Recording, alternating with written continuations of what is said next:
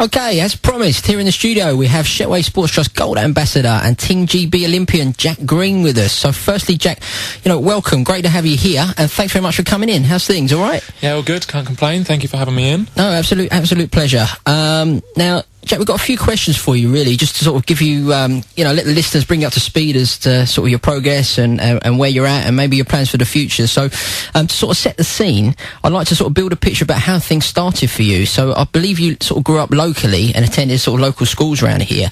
But, what inspired you to get involved in athletics? Yeah, so I moved down to Folkestone when I was 3 with my mum. Ended up going to Saltwood Primary School and then Brock Hill.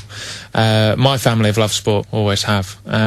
But typically it was you like doing things you're good at. It turned out I could run quite fast and I like winning and beating people, so I just carried on along that road and here I am now.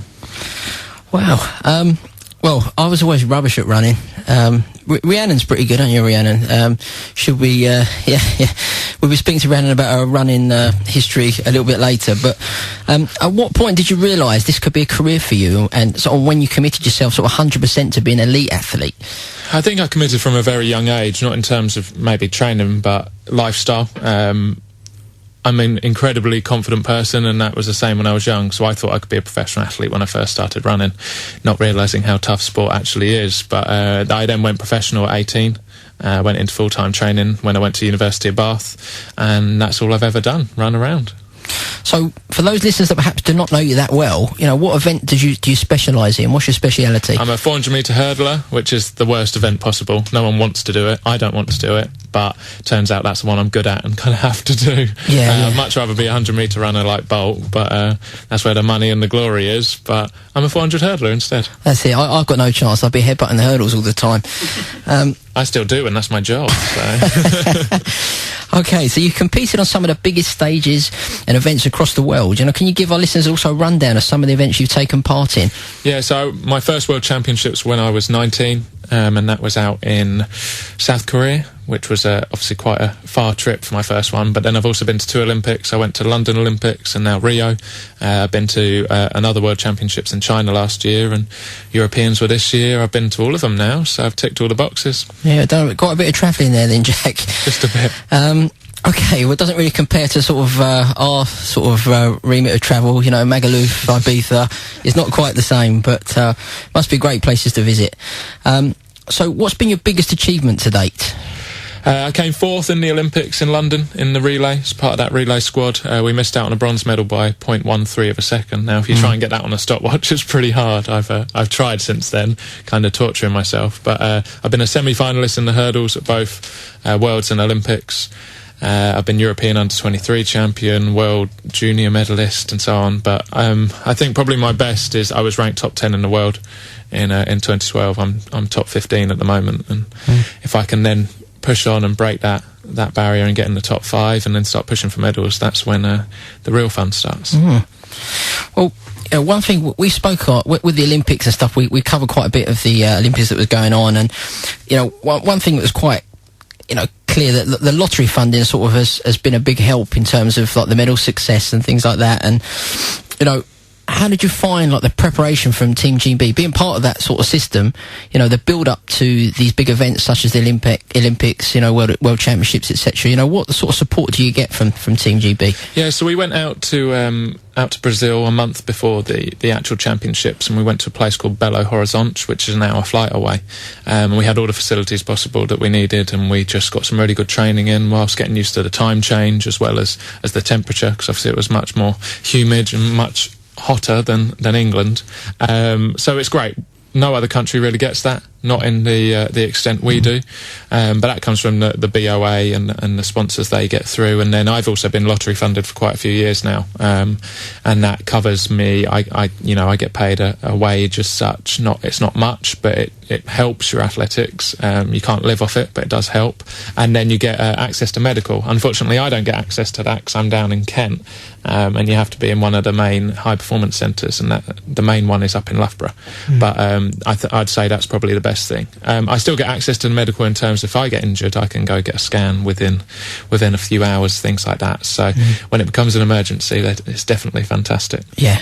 No, it's definitely great. It's clear what the National Lottery have done for sport, really, but certainly in terms of athletics, the medal tally sort of tells the story. Really, it's quite self-explanatory, the amount of investment compared to what we had from many years ago. Now, Jack, from what I've heard before, you do a lot of your training in the US. I'm quite sort of interested to find out, really, is it because the facilities are better there, or is it simply the weather? It's just a nicer place to train. So for me, I took a break from my sport after the Olympics, and I took 18 months out or so, and I decided to come back to athletics, but I didn't want to be in this country. One, because there weren't the coaches here. I couldn't go back to my former coach, who's one of the best coaches for hurdles ever, but I couldn't go back to him. I needed a change of environment. So I went out to Florida near Tampa and worked with a man called Lauren Seagrave, who's contributed to, I think it's over 100 medalists now from the Olympics. So I went out and worked with him. Obviously the weather's great, because most of the time British athletes will go away for a month or two during the year to go warm weather training, but when you're out in Florida you don't have to go anywhere, you're already there. The facilities are far better. Not that we have poor facilities here, it's just America have a lot more money and they really commit to sport.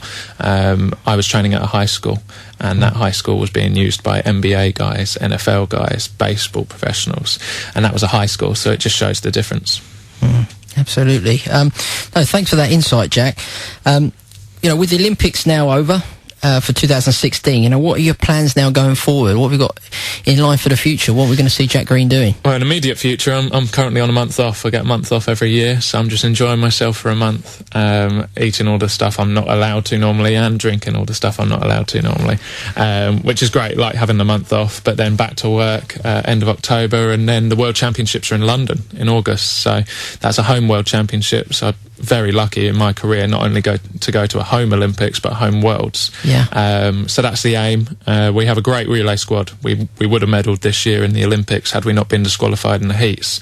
So that's really exciting, and I think having that disqualification in Rio is going to bring this team together, and hopefully we can push on for a gold. And then myself, it'd be nice to make a final in the hurdles. I've not made a global final at a senior level, so that's the next step for me on the ladder.